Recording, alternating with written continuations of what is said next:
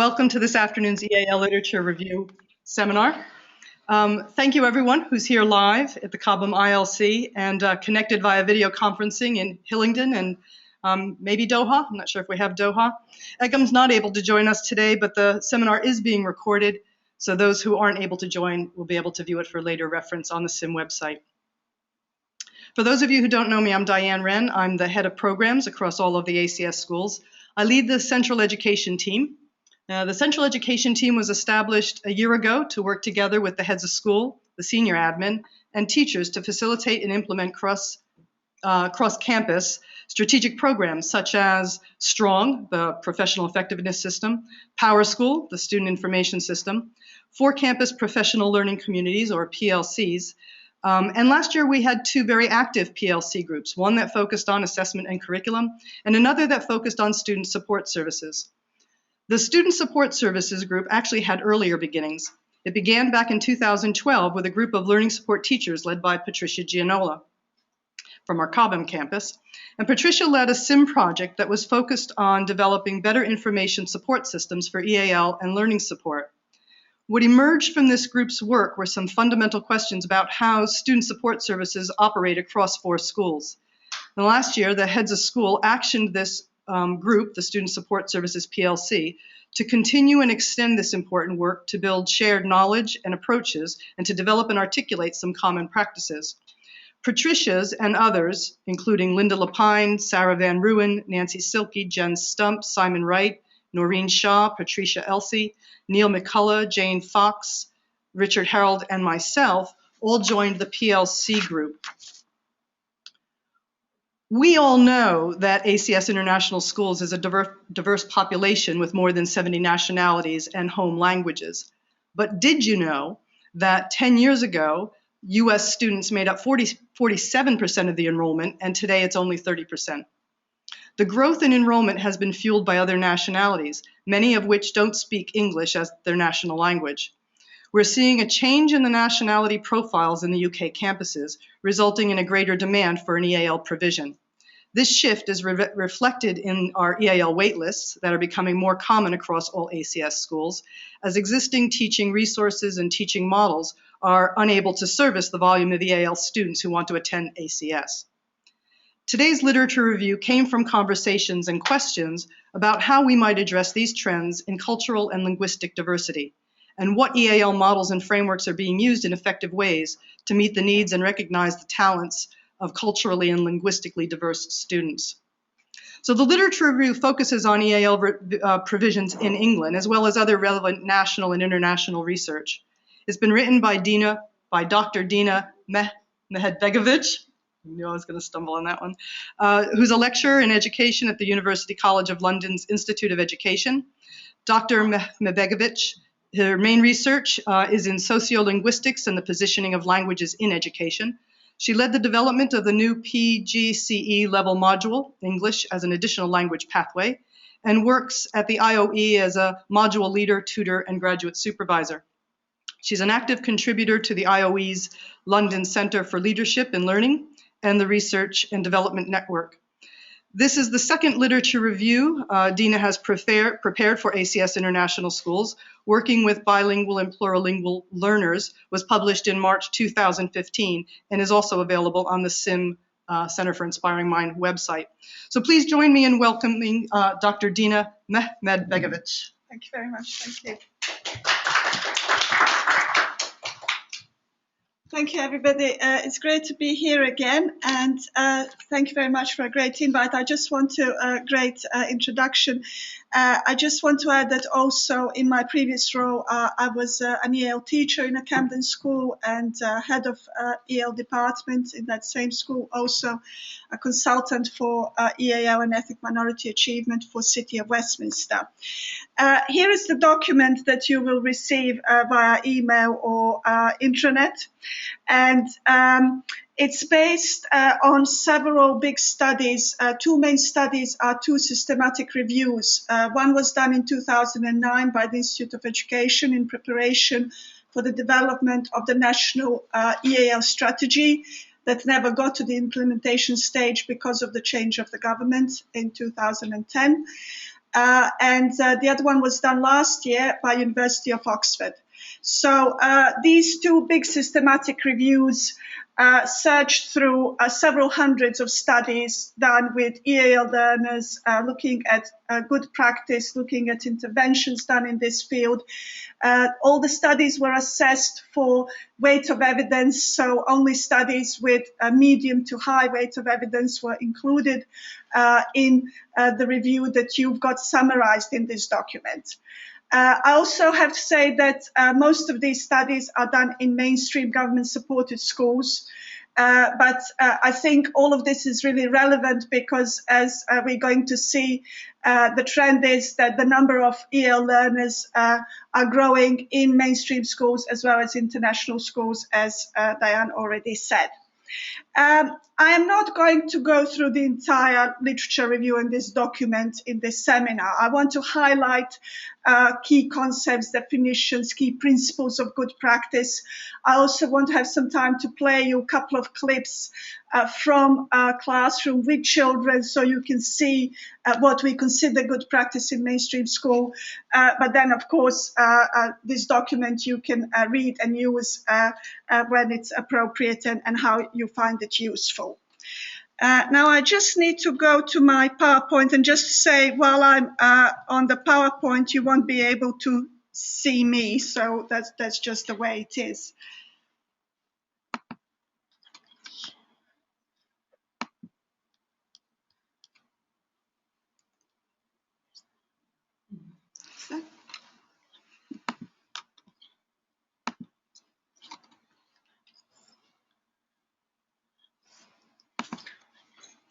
Okay, excellent. Thank you very much.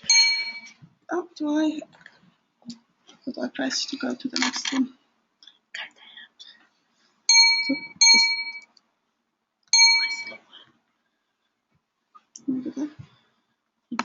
Okay, pictures. Mm-hmm. Okay. So here. You just click on it. This here. Yeah.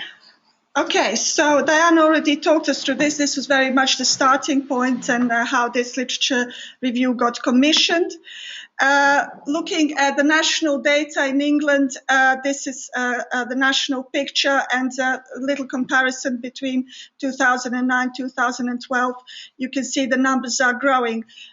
What I find always puzzling is that there is a big drop between primary and secondary sector. We lose around 3% of bilingual or EAL learners in this transition. The research that we've done with regional experts and teachers actually shows that it's to do with self-identification of students who, in primary schools where parents are those who will identify them as bilingual speakers, will say, yes, they are bilingual speakers. But in secondary schools, children will deny being bilingual and will present themselves monolingual in English, even though teachers know they use other languages. This is to do with low value of many languages these children speak, and this is a big challenge in secondary sector especially. Just a graph showing really, in a very visual way how this trend is growing. And probably if you were to do this graph for ACS schools, this is something that would also be the case here.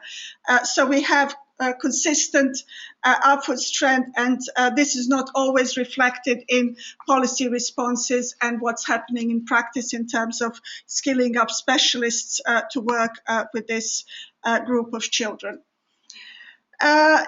In the previous seminar that Diane mentioned, we talked about bilingual and EAL learners, and the definition that we use in mainstream schools is that bilingual learners are all those learners who are exposed to another language at home or in their community. So the emphasis is really on exposure to two or more languages. This is a very inclusive definition that avoids really complex issues to do with measuring different levels of competencies in different languages.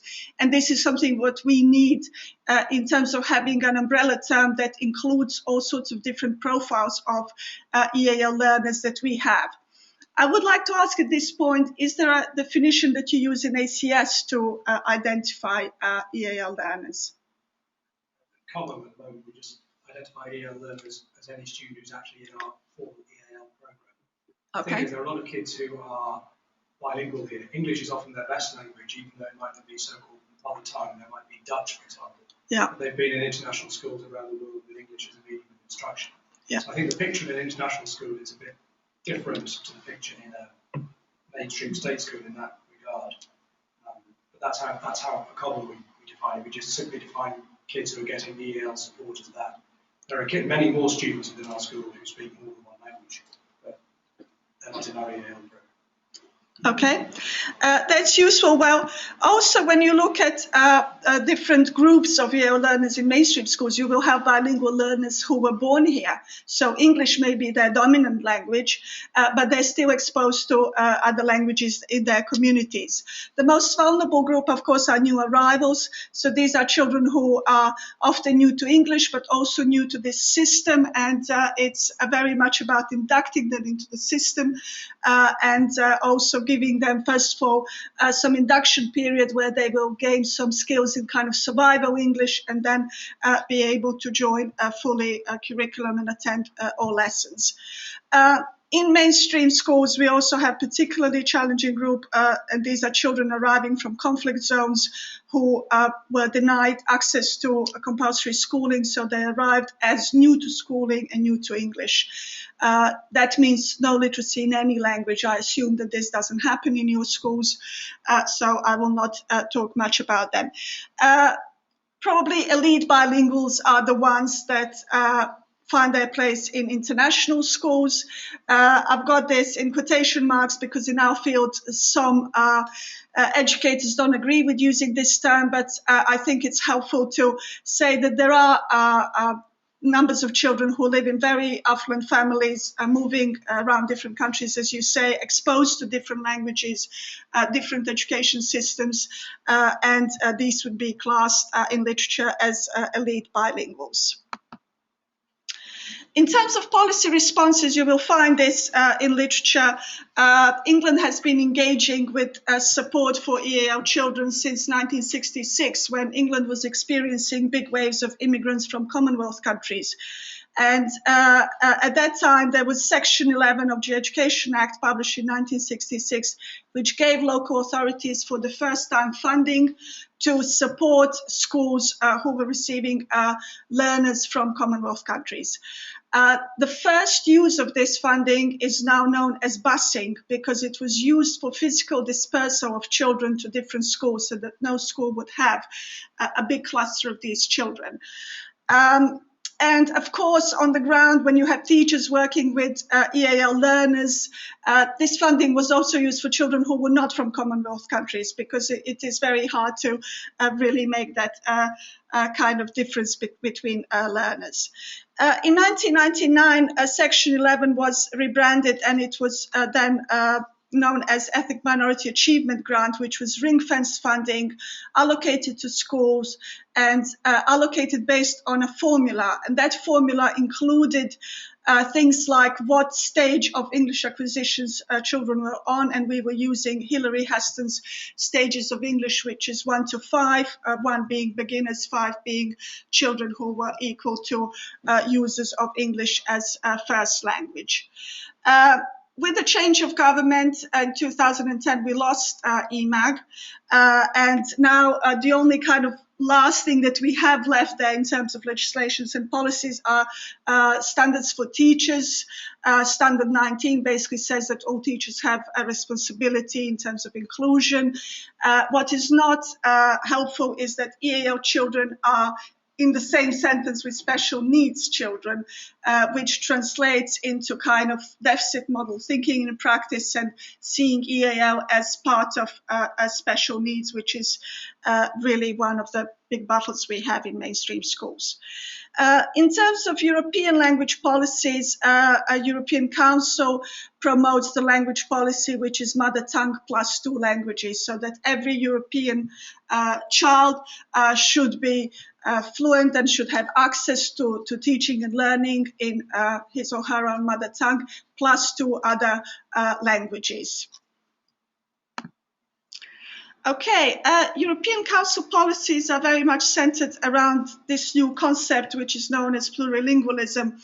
And this is to do with understanding of what it means to be bilingual or plurilingual, different competencies that we have once we start using more than one language, and how that translates in terms of teaching demands and also assessment. And very important to say that this is not only assessment in terms of language development just within English, or English is an additional language, but this is assessment of language development throughout the curriculum. Okay, Common European Framework of Reference for Languages is a useful document to visit if you are interested to see how the European Council has envisaged everything to do with learning, teaching and assessment. This framework is based on over 20 years of research, and it's also translated into different languages, and you've got the website here. Plurilingualism, sorry, I've got a spelling error that I need to correct that. It's really seen as making a qualitative leap in terms of thinking about totality of our language development. So not seeing languages compartmentalized into learning English, maintaining the home language, but really seeing our communication competencies as those that include all our language experiences and exposures, but also developing these competencies as a lifelong activity, and encouraging children to flexibly call upon these competencies in order to achieve effective communication. So being an effective communicator is really the aim of plurilingualism. So in literature, you will find that plurilingualism is seen as kind of managing this plurality of different experiences and competencies, and also acknowledging that the skills that we have in different languages are not perfectly balanced. So it's moving away from that very early concept of bilingualism, where children are seen as having equal competencies in both languages they use. This is very much saying, depending on what language you use more for learning, your different domains and repertoire of the language will develop in the language which is used. But also acknowledging that we all have partial competence in any language that we use, and that is also applicable to our mother tongue. Okay, so that means that in terms of difference that this thinking makes is that we are removing the idea of the native speaker as the ultimate achievement of teaching language, teaching English. And we are talking that the aim is lifelong development of an effective pluralistic communicator who can draw on this varied repertoire of linguistic but also cultural knowledge, because it is seen that for effective communication we need to have cultural knowledge of a particular context, and that as individuals we all draw on this experience and this repertoire in a very flexible, creative and individual way. In terms of key principles of good practice, this is something that came up in our discussions around the literature review, and it's really trying to pin down the main principles of what we use in our good practice. And this is something that I've summarized based on my experience in working in this field. Number one principle is that every child has the right to full curriculum. This came very much out of the practice that was happening in the 70s when Section 11 funding was used to open language centers. And some people will still say, can you just take these learners and teach them some English first and then bring them to my class?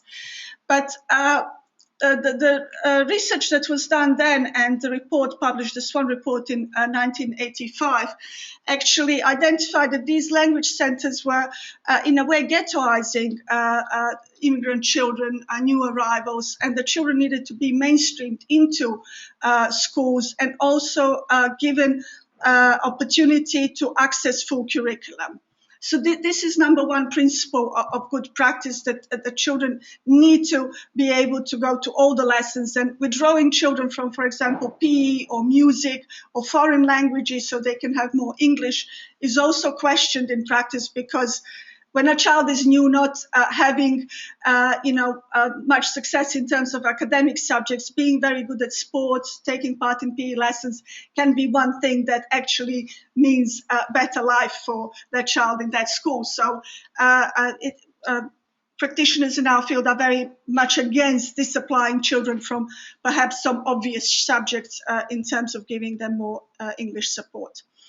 I don't know how it is in international schools, but in mainstream schools, the subject teachers very much say, well, language development is something that English department and EL department are in charge of.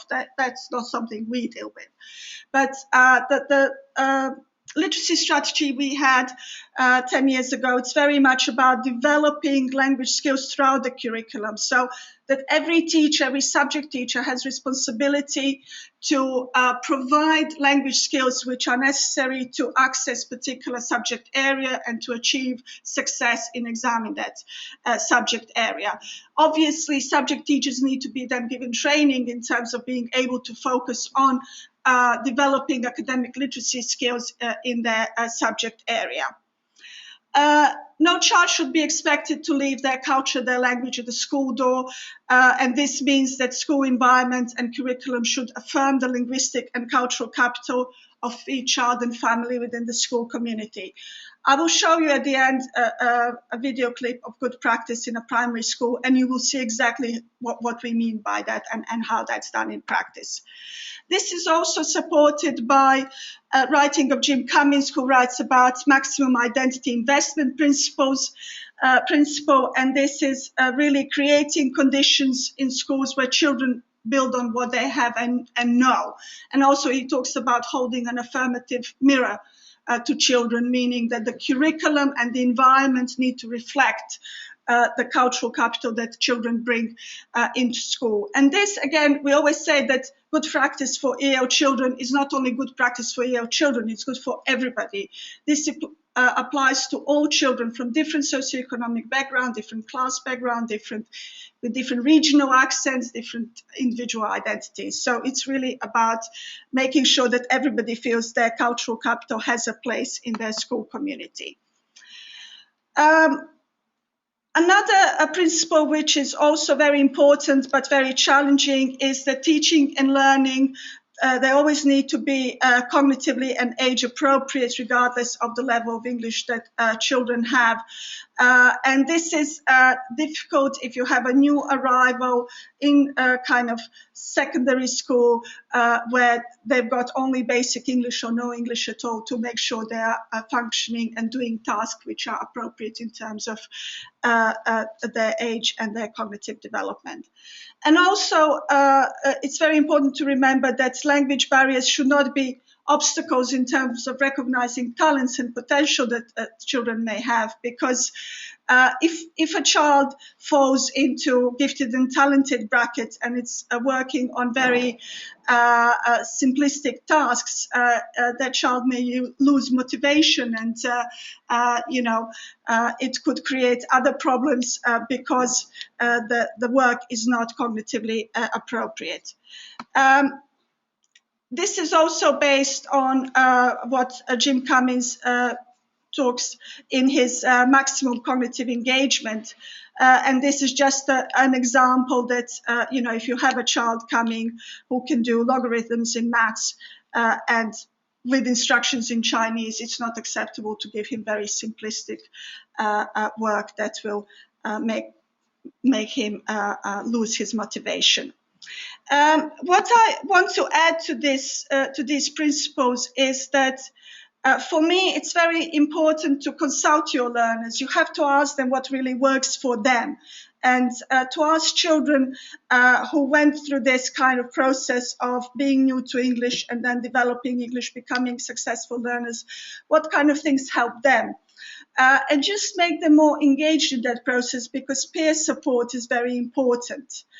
So I want to show you a clip which I recorded in a primary school in London.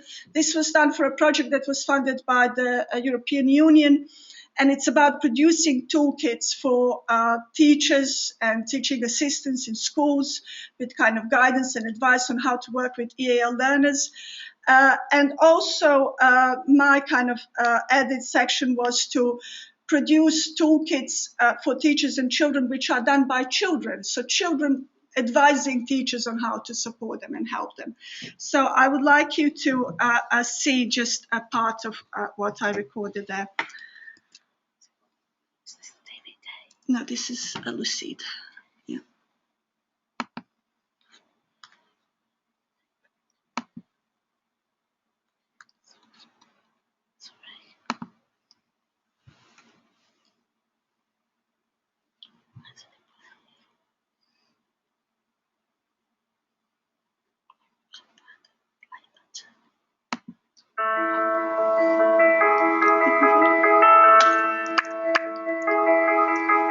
London is a home to over 1 million bilingual children attending state schools, international schools, and a growing number of bilingual schools.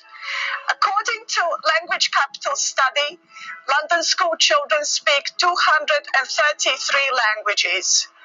This video is based on a conversation with a group of 8-year-old bilingual children in Newport School in East London.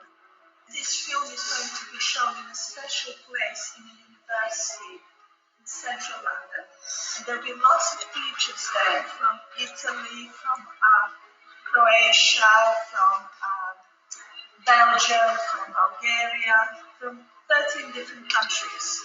And all these teachers want to know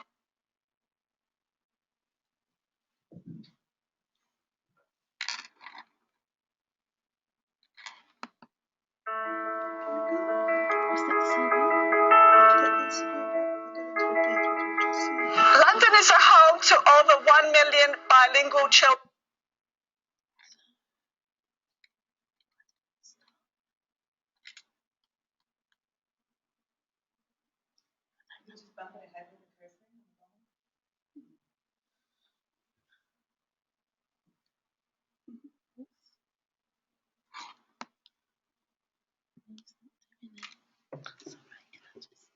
Oh, that's where we are.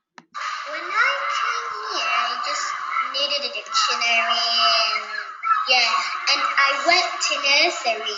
I went to that nursery when I was still this age because I couldn't speak English. It was really hard for me to understand. I could more understand than speak. So now I can more speak than understand actually. So when I came, I still thought myself in Italy, and sometimes I got confused and I spoke Italian with someone English. And how old were you? I was this age, so I was just 8 from a little bit of time. Now I'm 8.5 years old. Okay. And what helped you then when it was really hard for you? What kind of things helped you? Did teachers do something to help you? Yes, they did. On the lowest table, the teacher helps everyone, and I took only a little bit of English that moment, so that little bit of English helped me learn more. And in the amount of time I could understand it, and now I feel myself English. Okay, and I see you reading books which have pictures and words. Do you think books like that help children learn English? Yes, because with pictures, if you don't understand the words, then maybe you already understand a little bit, and the picture will help you. But now I already read thick books without pictures in English. Excellent, thank you very much. And you didn't tell us what other languages you speak. You mentioned Italian. Italian, Persian. Persian because my origin is Persian and my mother is Persian and my dad is Persian. Excellent. And your name? It's Parni, P-A-R-N-I-N. Fantastic, thank you. Okay, who would like to go next? I read this book. Sorry, I just want to fast forward to the part where... Can you just show us that?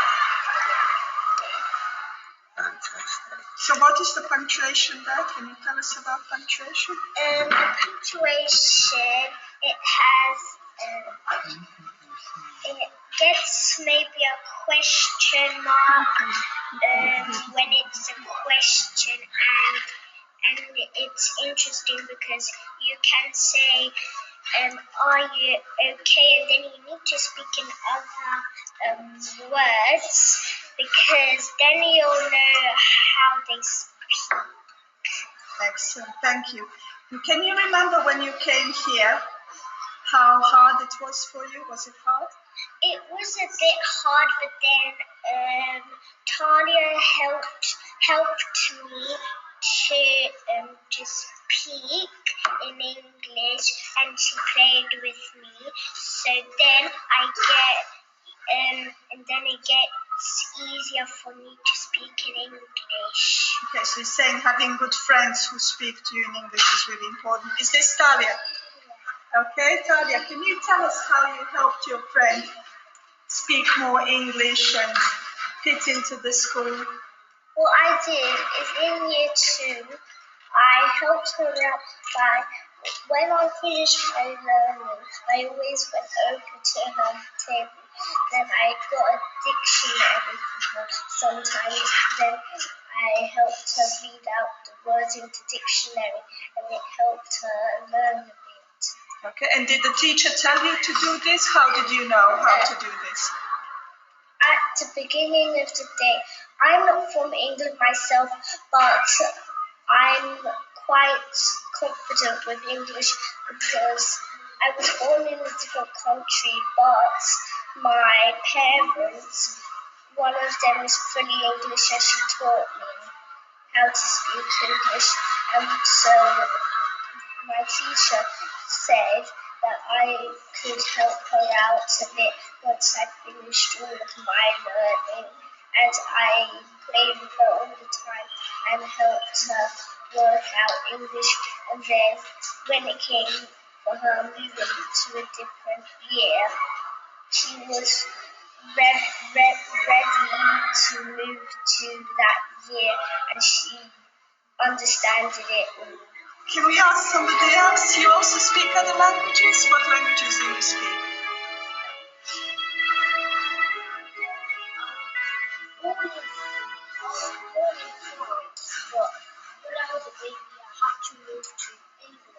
When I first went to for that while in reception, I couldn't understand so much.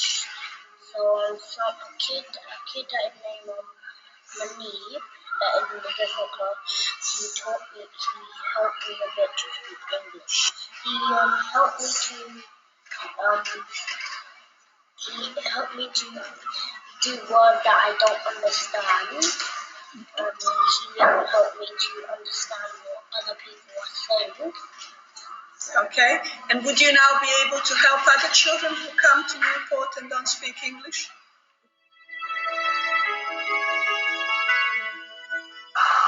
BuzzFeed research teams have been working on putting together toolkits for educators, health professionals, public services, and other areas of work and activities. This is an attempt by school children to produce their own toolkit, basically a list of suggestions and strategies for teachers and children. Page 1. By sitting on the table and helping them. Number 2. Teaching them how to use a dictionary so when they don't know a word, they can use one. Number 3. By reading the things and sounds out for them. Number 4. Giving a job for other children, play with them and teach the new children how to speak English. Number 5. By telling them the rules of the school so they won't get pulled off easily. Number 6. By giving them activities and games about learning English. Number 7. By taking their work and telling them their mistakes so they could get better by knowing the mistakes.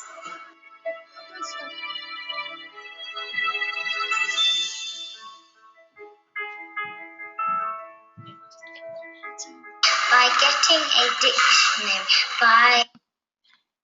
Okay, so I hope this illustrates the value of consulting children and actually getting them to be chosen children to do peer support and do peer mentoring. Also, an interesting thing in terms of the title for this film, it's called I Feel Now Myself English, and that's what the girl says, how she now feels about her identity. And when we were discussing it within the team, what to call this film, some of my colleagues were saying, well, that's not how we would really say it in English. Are people going to understand what she means by that? But this is really the plurilingual kind of expression. This is how she uses her different languages, how she expresses her in English. And it's about that kind of transnational identity that keeps shifting. She's from Iran, then she lived in Italy, now she's in England. But also interesting how she talks about her country of origin. She calls it Persia. So obviously there is kind of a distance from contemporary Iran, which probably is something that she got from her family.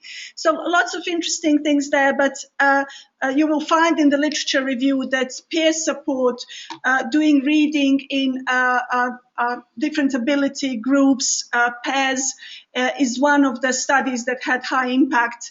And it not only shows the positive impact for children who are of kind of lower ability or just acquiring English, but also children of higher ability and who are confident readers and speakers. So this is something definitely to consider in terms of thinking about strategies you want to use.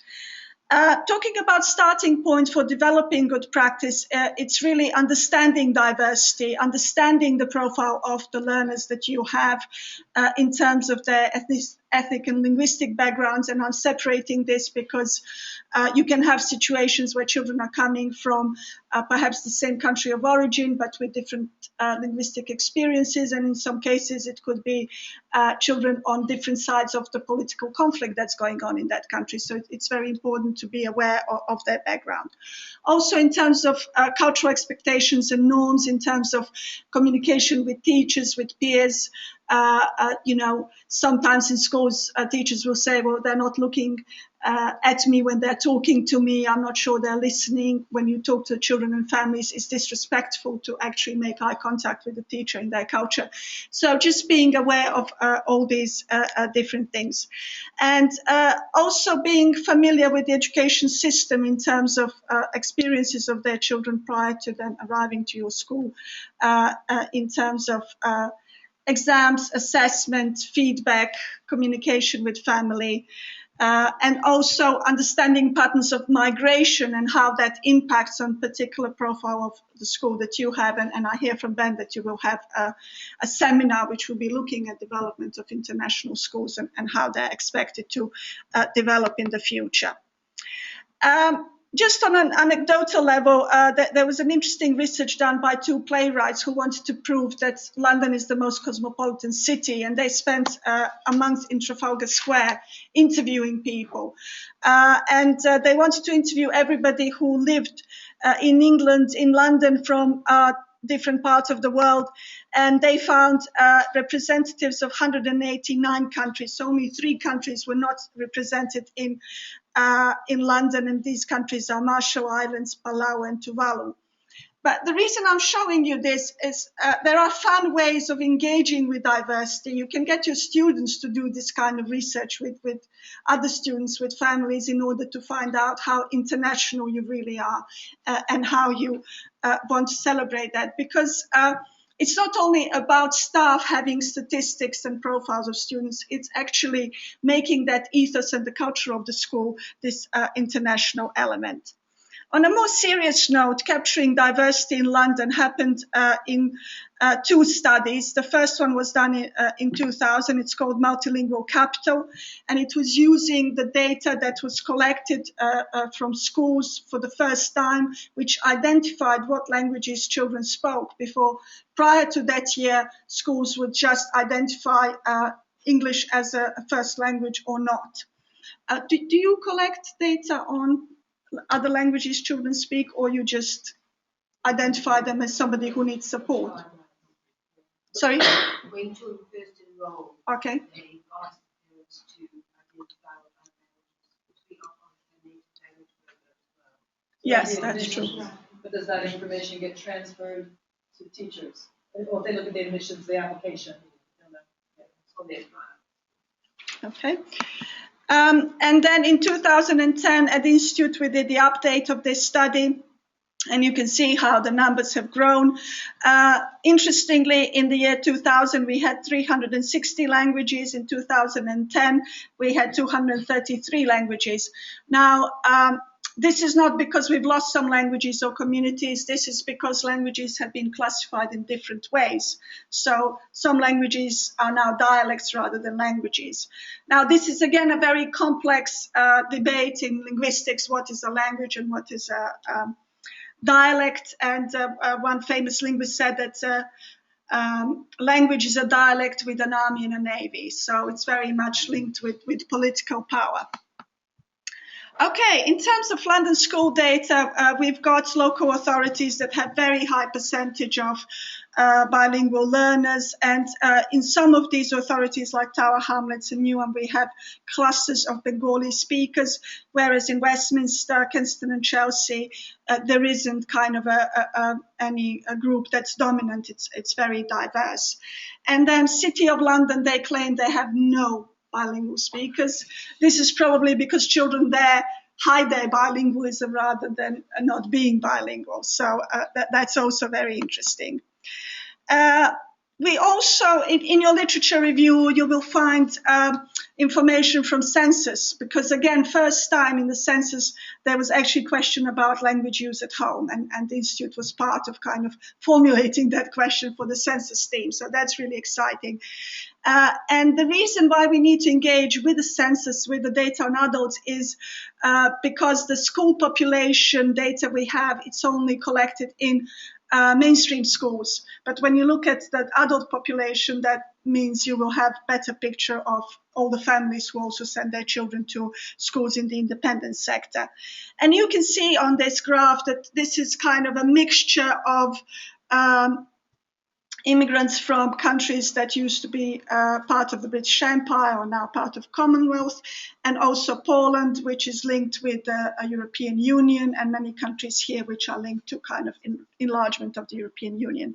You can see USA there in the middle in terms of community of people from the USA living in London. And these are 15 largest groups in terms of languages, so there isn't an identical match between ethnic groups and languages.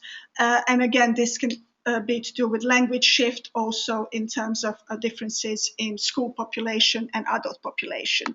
All of this you have in your literature review, so this is really just going very quickly through these. These are kind of main groups. Do you have a main kind of language group, dominant language group here in ACS, or is it very mixed? English, maybe. In our language policy, we have a language profile. I'm not sure how reliable our data is, because we got that from our admissions database. People declare a nationality or a language, and sometimes it's incomplete.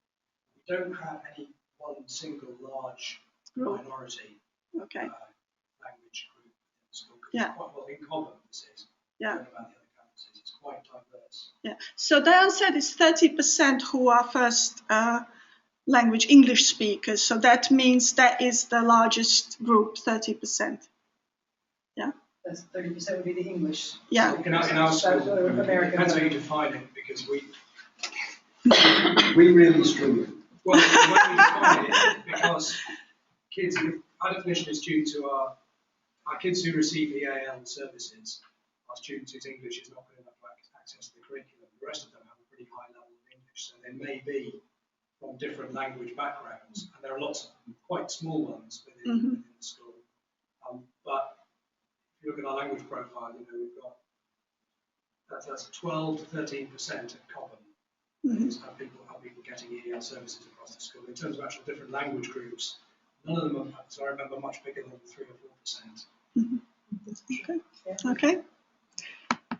And our definition is people who need support in an age-appropriate sense to keep them fully accessing the programme without that support. So many of those people are very fluent English speakers in a kind of natural conversational context, but they may need help on technical English. But do you think there's potential to say, well, we need to perhaps redefine how we see EAL bilingual children, because we want to know about children who don't need support, but who are also bilingual? That's what we asked you Okay. Okay, well, I hope we are moving in that direction. Okay, so in London, also, as I said, very, very mixed, and children in smaller group in schools. That's why it's not so easy when you look at studies from the US. There are lots of studies that look at supporting children who are Spanish speakers, because that is the dominant group. And then that's much easier in terms of providing bilingual assessment, bilingual support if you have a dominant group. But if it's all very diverse and mixed, then this is a real challenge. Okay, so this is really just about comparing census data with the school data, and kind of looking at the top languages. French community is very strong in London. There are lots of bilingual French primary schools, and French lycée is oversubscribed. And Sarkozy, when he came to London, he said, "I'm glad to be in the third biggest French-speaking city."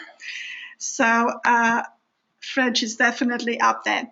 Okay, the clip I showed you is from a project called Lucid, and it's languages in urban communities for integration and diversity of Europe. That's what Lucid stands for. And we the London team worked with 13 other cities across Europe. And we were looking at the data, at practices, at attitudes. And this is kind of what came through from the interviews we did in London. And again, what's coming through is that there is a hierarchy of languages in terms of support that children are getting. So Turkish and Mandarin are supported, Cantonese and African languages are not.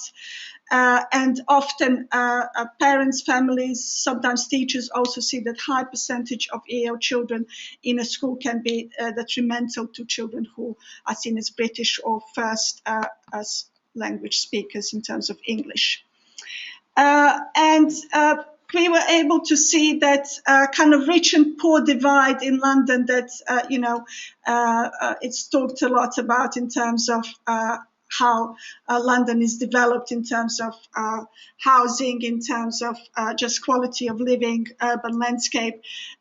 You can also see that this is very reflected in the attitudes to multilingualism, in attitudes to languages that children speak. So as I mentioned, the French community, that's kind of a very high stakes languages, lots of opportunities for these families to educate their children bilingually, but communities from disadvantaged backgrounds are kind of struggling just to maintain their first languages. Okay, in terms of key issues that we have in practice is that the number of EL specialists is declining, and there aren't really places where you can gain an EL specialism, this is becoming a real challenge, because what you see in schools is that most teachers are, most of the work done in terms of EL support is done by teaching assistants rather than specialist teachers. What's the situation here? Do you recruit specialists? Yeah, and is that pool still healthy for international schools?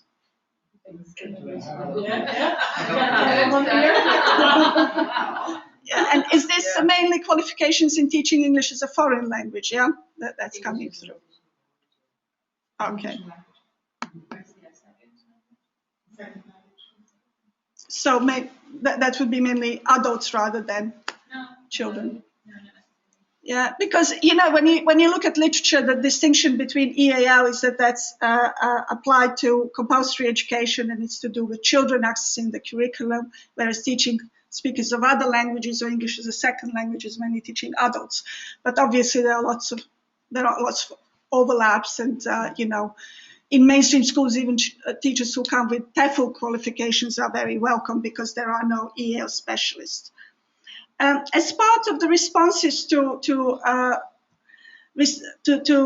address these challenges, I mentioned that TDA, Teaching Development Agency, had plans to develop the national EAL workforce strategy that was looking to skill up all layers of the workforce, from teaching assistants to senior leaders, to be able to address the growing numbers of EAL learners in an appropriate way that wasn't leading to deficit model practices. Unfortunately, that didn't go ahead. The only part of it that went ahead was the additional experience for PGC students. We're currently running that at the Institute, and we actually have students who come to the Institute to do PGCE and say they've chosen the Institute because we offer this EAL pathway, and they feel this is necessary for teachers who want to work in London to have this additional module to prepare them for this reality that they will face in the classrooms. So, and the way that this pathway has been developed, I'm saying this because this is also something that might be transferable in terms of what you want to do here. It's a 6-day training that our PGC students have, and it really prepares them in terms of pedagogical approaches and good practice, and also looks at their own subject area and how they will use it in their subject area. One of the tasks that all these students have on this module, which I lead, is shadowing a bilingual learner. And they all reported that this was really useful, just spending like a day with a bilingual learner who is new to English, new to the school, going with them to different classes, just getting a feel for the experience they have. And that was very eye-opening in terms of how little they're able to access, how little they're able to integrate, and really understand of what was going on, and really understanding their needs much better in that way. Because especially in a secondary school, as a subject teacher, you may just see that child once a week, twice a week. You don't really understand how the whole day works for that child. So that's, again, something that can be done. And also, students I had last year on this pathway showed an initiative to actually talk to the director of the Institute to make their own recommendations how every PGC student should be exposed to this. And this is what they suggested in terms of skilling up new teachers to become better in terms of working with EAL children. So they were advocating that everybody should do a case study of a student and develop and present a classroom initiative that addresses the needs of EAL learners and share that with their peers. So again, something that you might be interested to think about in terms of training. And this is just one example of the information they collected on a student from China who arrived 20 months ago, and kind of things they were observing. And this is what's really interesting, this line. When they want me to say something, they will tell me. So they noticed Lee was really able to access the curriculum. He was doing well, but he never volunteered. He never put his hand up. He never, asked questions. And when they had a conversation, this student was saying, well, these are my teachers. If they want me to speak, they will address me. They will tell me what they want. So he was waiting to be invited to speak rather than, making his own initiative. So again, just these kind of little things really open up eyes to teachers who are new to this group of students.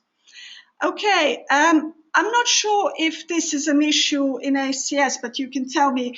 One of the big problems we have in our field is that children who are EAL are often seen as, I mentioned links with EAL. So sometimes teachers will say he's a severe EAL student. That means that child just arrived. He's a beginner in English. But this kind of transfer of discourse, which indicates that there's something wrong, like severe educational issue, then has an impact in terms of a deficit model, or teachers talking about bilingual problems or difficulty in English. Would you like to say something of how EAL children are seen in ACS? Is that seen as a problem, as an issue? Or?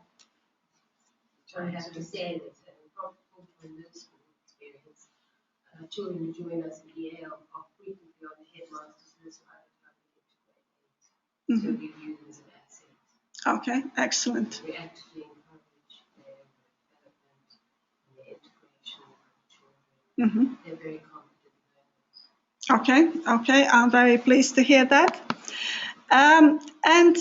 In terms of models that we've developed in the literature review, you will find that the British Council did an audit of different models that have been developed over the last 50 years. And we talked about it just before this seminar. It's very much a central team of expert advisors who will then go into school to work with subject teachers, with senior leadership team to develop a school policy or a plan to address the needs of these learners. All these models that you will see in the literature review, they have had various degree of success and failure.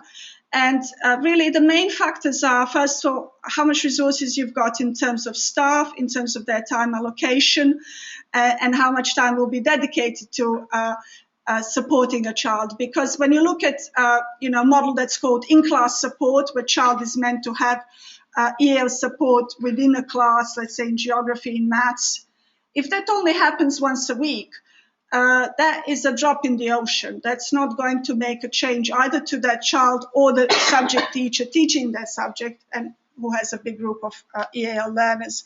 So you have to look at time allocation that has some significant impact that can make a difference. Otherwise, even a model developed on excellent principles will not work if there isn't enough of a commitment in terms of resources and time allocation.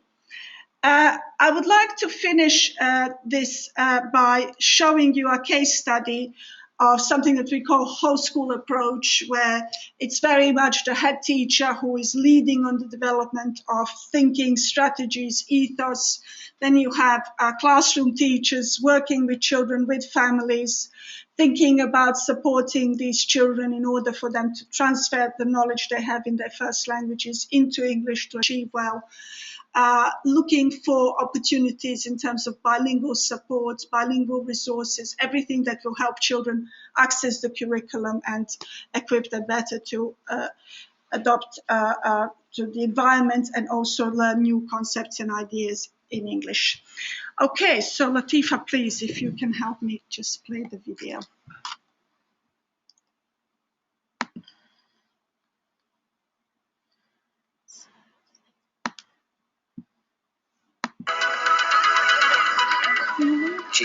It was one of the most deprived areas in Western Europe.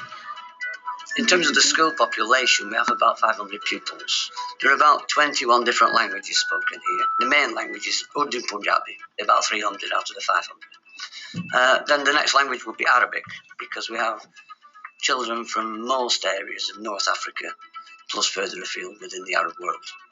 The next perhaps will be Malay, Bahasa Malay, and Indonesian, because they will represent a portion of the student population. We've got about 99% that speak a language other than English.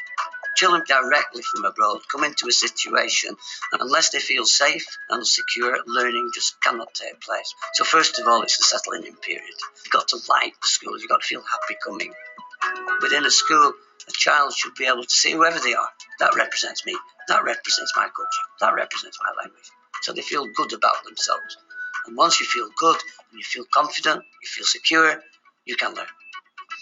In terms of new arrivals, I would say that they make significantly good progress here. Parents are quite free to come and go. They can offer to work in classrooms, not just to help on a trip, but to actively learn how to support their children by taking some of the professionalism and the expertise the teachers have. It's shared.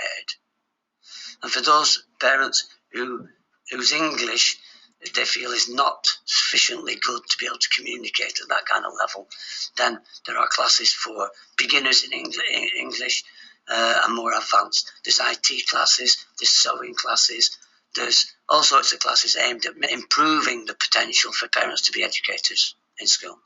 So like a family, I mean, they help really a lot when he's new. They offered a lot of help. There's lots and lots and lots of things you can do. You can list inference learning, speaking and listening strategies, bilingual techniques within the classroom context. But I think one of the key things I found is it's not one big thing. So if you're looking for one big thing magically to do that for you, there isn't one. It's lots of little strategies that all pull together. And it's the personalised aspect of learning, because not all new arrivals need the same strategies anyway. So there isn't one strategy for all new arrivals. The school supports the integration of new arrivals by having a very welcoming atmosphere. Children are trained to be a buddy to a child who will come into the class, somebody who speaks the same language as that child. So what they do is they take them around the school, they introduce them to the teachers, they make them aware of all the different rules and regulations, but in their own language, which is really nice, and also in their own words. Lots of staff who speak many, many languages, and that's really important to us, to employ staff who speak different languages and speak the same languages as the children who come to us in school. As a point of contact when they first come in, it's really reassuring to know that somebody who's an adult that makes you feel safe and secure speaks the same language as you. So that can be really helpful. Yeah, I do quite a lot of tracking of new arrivals in school. Basically, every term the children are assessed according to the language acquisition scales, and the teachers do that and they give them in to me. Also, the children are tracked according to the national curriculum level. And every half term I produce a report which goes back to all the teachers and all the governors and anyone else who's involved in the school to report back on the progress. We also have progress meetings with the teachers based on the results of that analysis. So if children are not making as much progress, or they're making a lot more progress than you would expect, we say, well, what are you doing for those children? How are you making sure that they're adequately provided for? How are you making sure that you're extending their learning all of the time?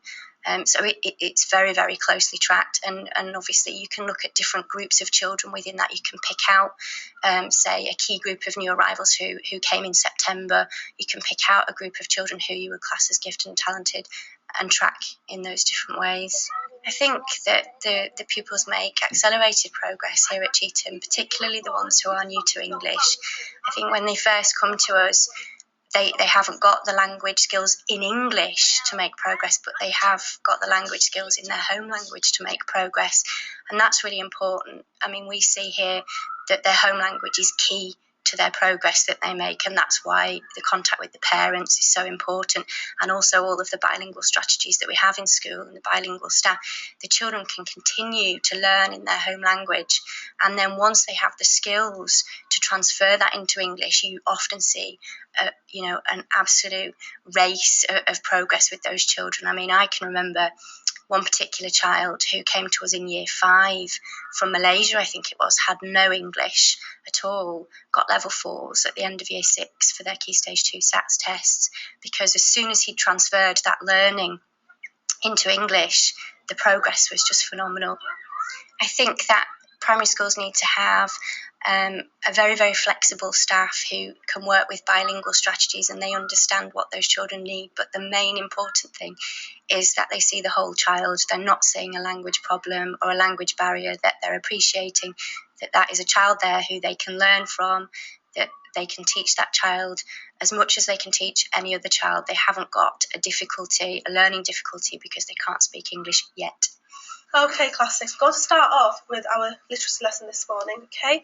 And we're going to start off with doing what we've been practicing to do over the last couple of days. There are many strategies I use to support EL children, one being visual aids, which I use widely in my class, as it helps children to be reminded of what the lesson is and how to see words written down on the board. In addition to that, I also use graphic organisers such as pictures, mind maps, writing frames, key vocabs on the tables, which is also something which I recommend that should be used in class with children who don't speak English as a first language. Alongside that, peer coaching is another strategy that should be widely encouraged, because it does help children, new arrivals who come with no English, to pick up the English language from other children and to see how it is said by other children. I also do scaffolding, the activities that we're doing, modelling, and I encourage collaborative group work as well. Just to remind ourselves of who the characters are in the story that we've been reading, we're going to start off with some hot seating, okay? كيف تشعرين من جواز سندريلا من الأميرة؟ Right, and could you repeat it in English for us? We just wanted to know how we would say it in Arabic. We need to know what it is in English as well. How do you feel about Cinderella marrying the prince? I'll be really angry when my sister Cinderella married the prince. Know how Cinderella was feeling. I know how the ugly sister was feeling, because over the last couple of days we've been looking at the story of Cinderella, and we've been looking at using some words. We've been collecting our own words which we can use to compare, to look at the differences and the similarities between Cinderella and the ugly sister. I can compare characters in a known story, and you can do this by describing their looks, behaviour and feelings, using connectives to compare. They're the connectives that we've got over here and also on your table. Discussing it with your peers, that's your friends on your table, and feeding it back to the whole class. Okay, so you're going to think of something which is similar or different, and you're going to feed it back to us at the end of the lesson. Another strategy that I also use in class is encouraging children to be able to speak their own language. So key vocab cards that are written in their own language, are translated in their own language. I encourage them to say the word to the whole class so that we are able to understand how it is said in Arabic or in Tamil or in Urdu. Just to encourage other children to respect these other children's languages, and for those other children to be able to speak freely and know that they can speak freely in the classroom. Mohammed, you start off for me. You just say it in Tamil for me. Excellent, Mohammed. And Aisha, could you say that in Arabic for us? Okay, I hope that gives you a flavor of what it looks like once it's fully developed in school, in classrooms, as a kind of whole school approach. There is more about the involvement of governors and parents and so on, and I will make available this to Latifa and your team. We've got now 20 minutes, and I would like to use this time for discussion, for questions, so perhaps you can, comments, if you want to share good practice that you have developed, all of that would be fantastic. Yes. I think what I struggle with, you see that example, there's obviously quite a large Arabic language group there, and so you could get clearly teachers in who speak a small number of languages. But we've got 36. I can't remember how many in the language profile. I just brought it up on my phone. One of the biggest sort of small language groups have got like 3% Dutch or 5% Spanish.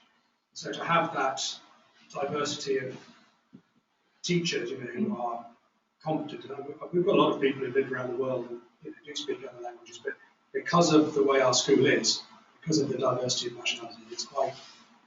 I would love to see more first languages promoted in classrooms like Jim Cummins would like to see, but I struggle to understand how we might push forward a model like that.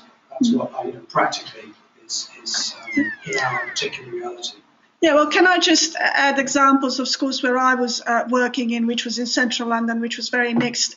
Obviously, taking time to do this in terms of oral input can take a lot of time if you have lots of languages.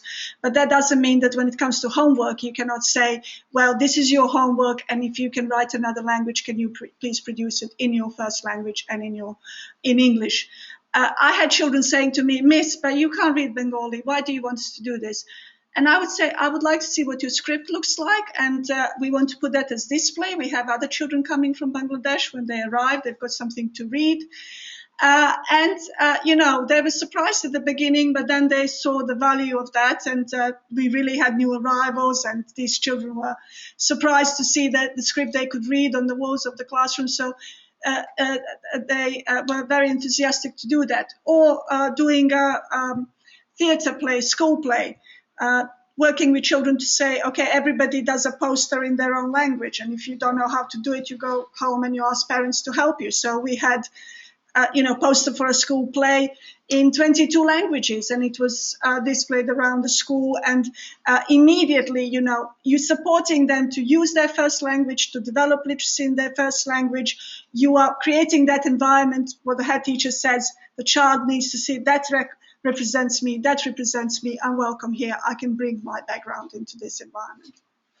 I thought one of the things that struck me was the head teacher who said that there is no one single magic thing, that it's a whole mix of strategies you need to how to combine them. Because it was interesting listening to Simon say that, and I recognized what he was saying from my time teaching here. Yeah. I also taught in Doha, and I know in Doha that the majority of my kids were first language Arabic speakers. Yeah. I also had I had a second grade one time where I had half my kids were from South Korea, and they came in speaking no English. And the importance of having them look at the picture, or look at the object that I was showing, and say it in South Korean to one another was a really key thing in beginning to bring them on board. So I just want to kind of keep in mind that all of our schools don't have the same demographics. In some of our schools, these strategies would be more relevant, but it really is recognizing the breadth of different strategies you can use and recognizing when it's the appropriate time to use it. Another school in Redbridge in London, they won a language award, which is awarded by the European Union. They've got 45 languages spoken in their school. They did the initiative which was called Language of the Month. So every month there was a focus of another language. And when they covered all the languages, children said, we want to learn about Latin and Greek and other world languages. So it just continued. And I had the opportunity to speak to the new head teacher who said he changed the website and Language of the Month kind of went down as a victim of that process. He said he had teachers from the States, from Australia, emailing saying, where's the Language of the Month? We all use it in our schools. Yeah, we have Language of the Week. Of the week. Okay, excellent. Yeah. So you see that there are ways of, managing that kind of big diversity and giving space to everybody. Yeah. And you talked about peer support. Yeah. And I think when you have a very diverse community like ours, that EAL actually derives a lot of support from their peers, even if they don't speak the same language. Yeah, just having somebody who will have that special task of being what they call a buddy to make sure that the new child knows where to go for lessons and knows the rules, because that's often an issue. The children are not aware of the rules and can get into trouble, and then that kind of sparks off a really bad experience.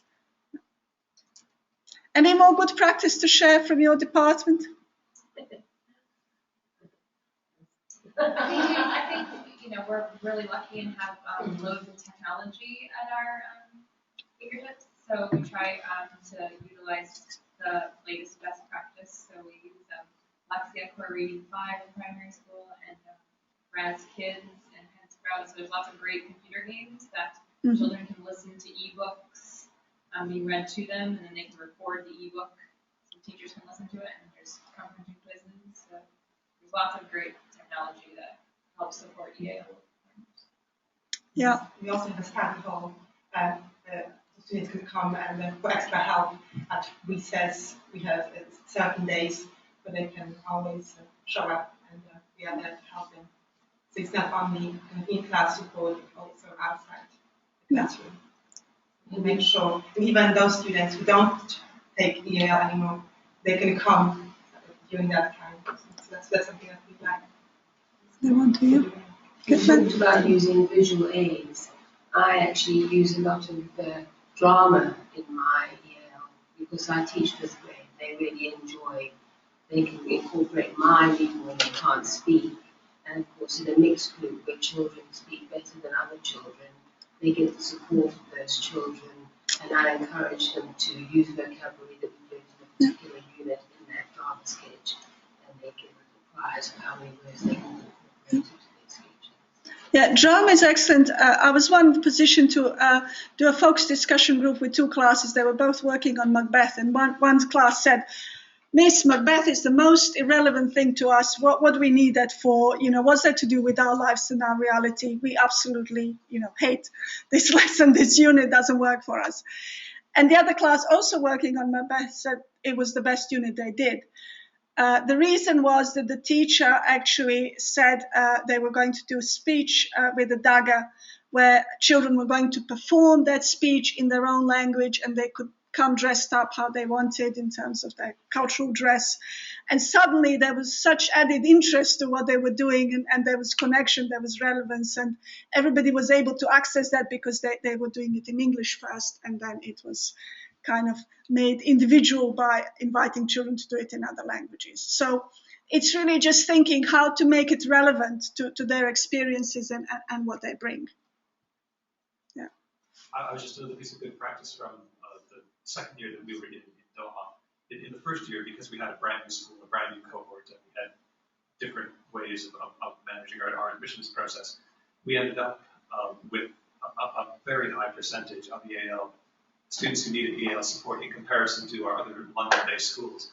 And in our second year, when it came to teachers setting professional goals, we asked every teacher to set a professional goal that had to do with literacy.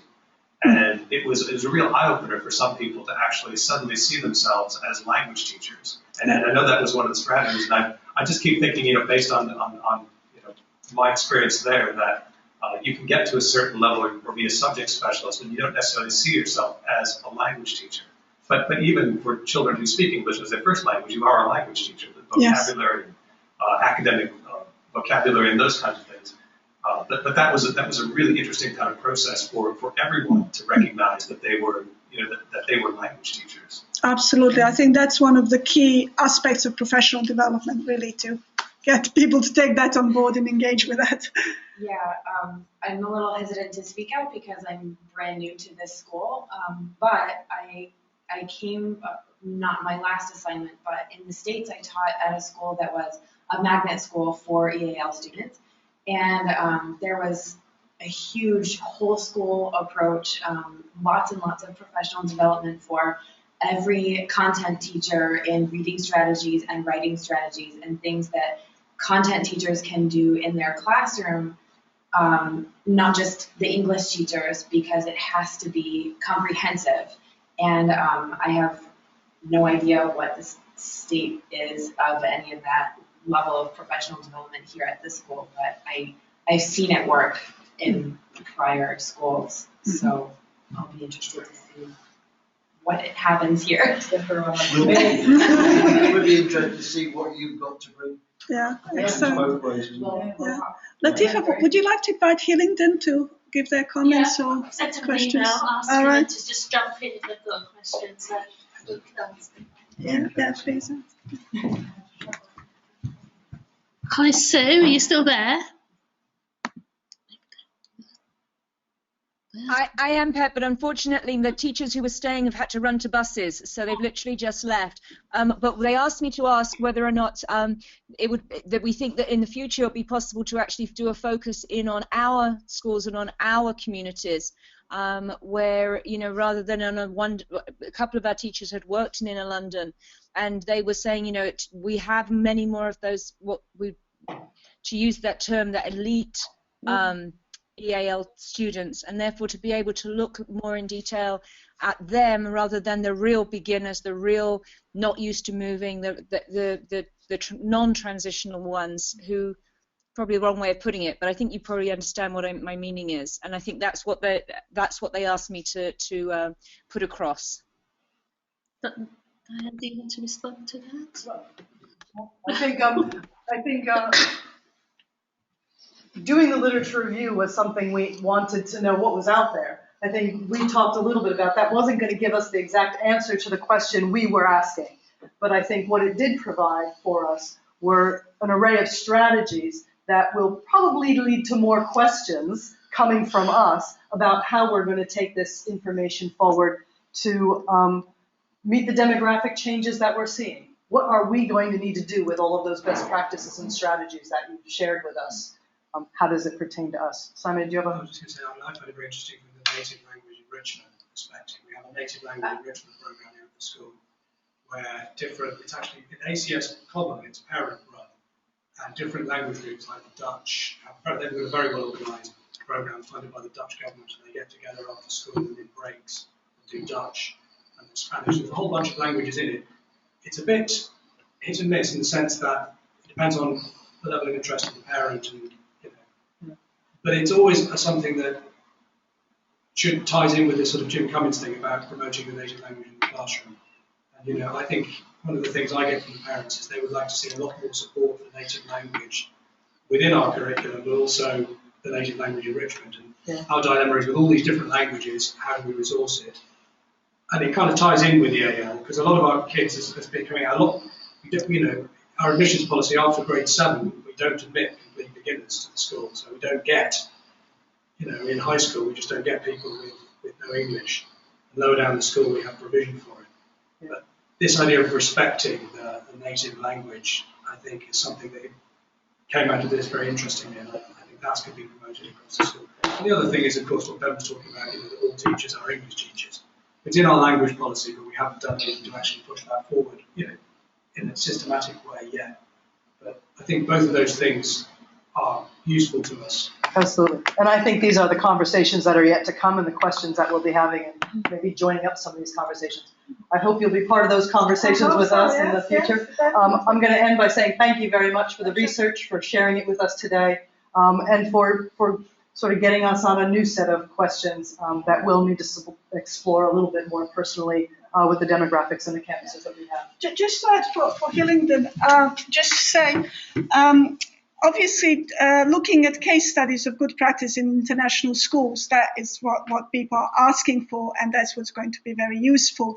That's not out there in the literature because, as I say, these studies were kind of assessed in terms of weight of evidence. Case study is a descriptive way of providing insights into models, into practices like what I've just showed you. That has lots of value, but it simply does not feature in literature review. So it's more about having sessions where we say, okay, let's look at this particular model done in this international school in Vienna or whatever, and see what we can learn from them. So it's a different type of engagement. And I think these will be the conversations yet to come. Thank you very much for the feedback. Okay, pleasure. So I'm going to say thank you very much. I also want to say thanks to Sim for commissioning this literature review and for your support today. And thank you to those of you that stayed till the bitter end. Thank you. We'll see you next week. There's another seminar. Do you want to put in an advertisement? Or? Yeah, next Wednesday at 3:30 in here, and it's about the international schools and this changing environment. I can't remember the exact title, but precursor to Big Think yeah, One. please come along to that. Which this contributes hugely. Thanks, Sue. Thank you, Dina. Thank you. Thanks a lot. Thank you, Amy.